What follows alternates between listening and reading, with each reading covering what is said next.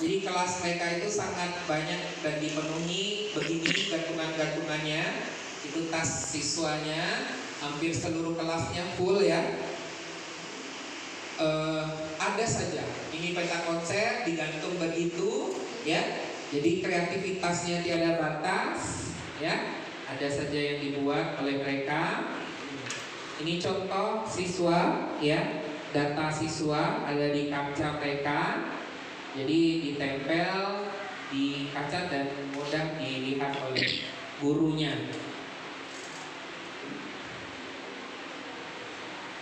Oke, ini disebut dengan city ya, kota. Jadi anak-anak membayangkan sebuah kota, mereka membangun bersama-sama bagaimana jalan, rute dan segala macamnya, sehingga kota ini dibangun bersama-sama oleh siswa. Jadi misalnya kota yang mau kita bangun, kita tentukan titiknya, maka dibangun bersama-sama sesuai dengan bentukan dari bangunan tersebut. Menarik ya? Disebutlah ini project based learning. Pernah dengar project based learning? Salah satu contohnya begini ya. Anak-anak harus mengukur bersama-sama, berpikir, memecahkan bentuknya seperti apa. Ini salah satu bentuk aturan, bahwasanya mereka sangat memenuhi aturan-aturan. Jadi denah mereka itu sangat terbaca ya. Semua dari awal sampai akhir itu mereka sangat memahami konsep denah ini. Jadi mereka punya buku-buku seperti ini. Jadi di sana anak-anak biasa dan anak-anak berkebutuhan khusus digabung. Tetapi ada juga anak yang sekolah khusus. Tetapi anak autis itu ada perlakuan-perlakuan yang harus dipahami oleh siswa lainnya. Jadi misalkan anak autis yang bersekolah di sekolah reguler itu boleh atau tidak? Boleh jawabannya. Tetapi anak-anak lain harus memiliki pemahaman bahwasanya temannya begini, harus apa yang dilakukan dan segala macam. Jadi mereka sangat memberikan. Ini contoh jadwal guru mereka. Ini contoh-contoh lain di dalam kelas ya. Ini pagar mereka sangat unik. Ini contoh pajangan di kelas ya. Ini kantor gurunya ya. Tidak sama dengan di Indonesia. Mereka sangat sibuk kantornya karena banyak sekali semua kertas warna-warni, post-it, stabilo dan semua mereka punya. Tetapi kalau kita di sini pena saja susah mencarinya, apalagi spidol. Oke, ini bentuk-bentuk di ujung kelas. Ini guru-guru mereka. Ini tempat-tempat barang. Jadi seluruh kelas di sana itu hampir full ya, karena semua berbasis aktivitas. Nah, ini contoh kelas mereka. Menarik ya. Ustaz dan Ustazah ketika suatu saat Ustaz-Ustazah diberikan kesempatan, karena tahu Ustaz Ali juga punya program. Suatu saat yang paling harus kita lakukan adalah berkunjung ke sekolah. Berkunjung ke sekolah yang lain adalah memberi motivasi dan kita belajar. Jadi selama saya menjadi kepala sekolah dulu di sekolah lama itu, setiap tahunnya kami membawa guru untuk berkunjung ke sekolah terbaik, baik itu dari Pulau Bali, Jakarta, Jawa Tengah dan segala macam. Hampir semua kota udah kita kunjungi, kita bawa guru, tetapi dengan syarat bahwa gurunya mampu mengaplikasikan minimal 3 dari apa yang diamati di sana. Seperti itu. Jadi harus diimplementasikan di sekolah. Tidak hanya pergi main-main saja datang ke sana, tapi mereka bawa apa ke situ. Seperti itu. Yang paling seru itu adalah berkunjung ke sekolah internasional. Karena sekolah mereka sangat luar biasa hebat, tetapi untuk mendapatkan izin masuk ke sekolah internasional tidak semudah yang kita bayangkan, sangat sulit, dan mereka biasanya cenderung tidak memperbolehkan. Karena dulu saya pernah di Jakarta International School selama 2 minggu dilatih sama trainernya, mereka semuanya bule ya, jadi banyak hal yang sudah saya dapatkan waktu itu. Ini kelas-kelas mereka, kelas 1 ya. Mereka membiasakan cinta terhadap bangsa, kemudian cinta terhadap bangsa lain. Jadi kerukunan bangsa itu sangat dijaga di sana. Nah, ini kelasnya. Saya bilang lagi ya, riweh, sangat berantakan. Nah, begitu kelasnya banyak sekali dan cenderung kelas itu tidak seperti kita. Porsinya mereka melingkar macam-macam. Anak-anak memindah-mindahkan tempat dan seperti ini setiap kelasnya. Apakah semua kelas ini dari SD ya?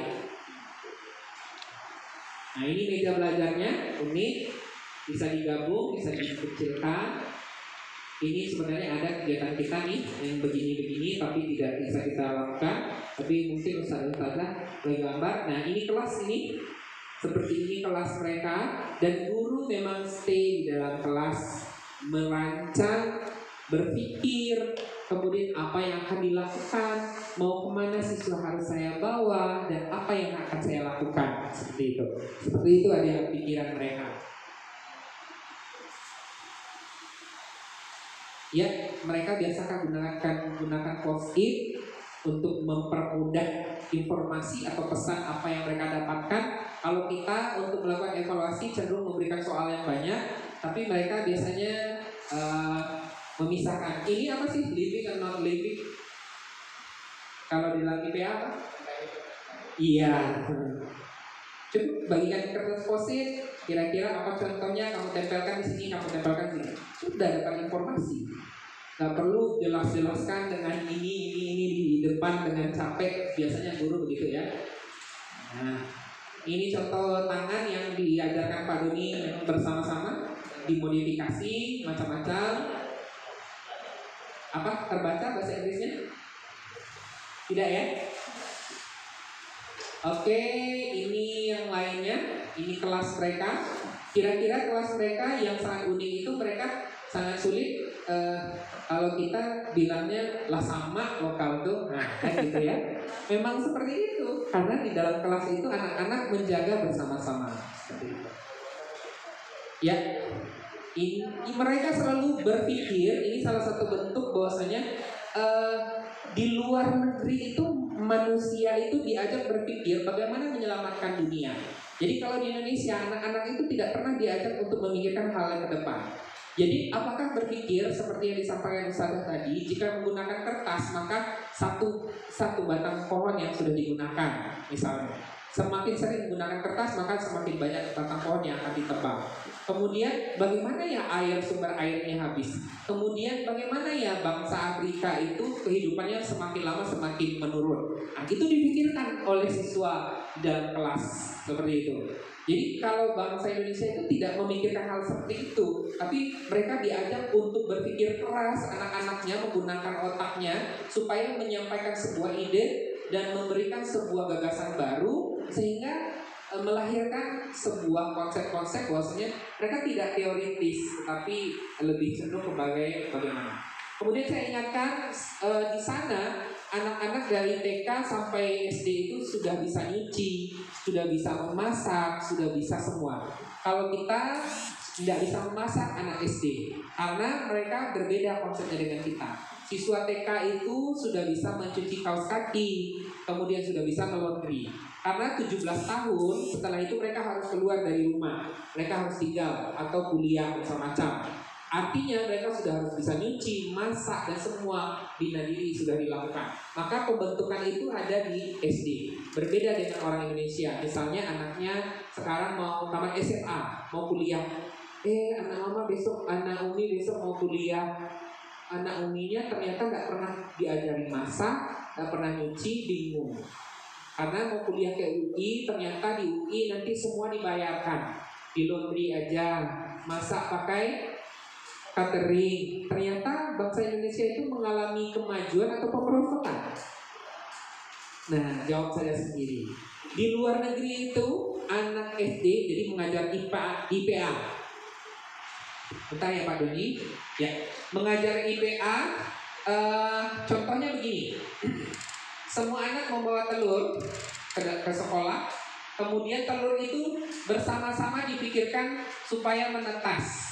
Maka dibuatlah lampunya, dibuat jerami, dibuat lampu, disimpan di dalam kardus, kemudian dialiri arus listrik ya, dibuat rangkaian seri dan paralel. Selesai belajar IPA mereka. Kemudian telur ini dipanaskan berapa hari menetas? 21 hari. Karena orang di sana tidak punya ternak, maka mereka mencatat perkembangan itu setiap hari. Wah, 21 hari mereka temukan menetas. Kemudian apakah mereka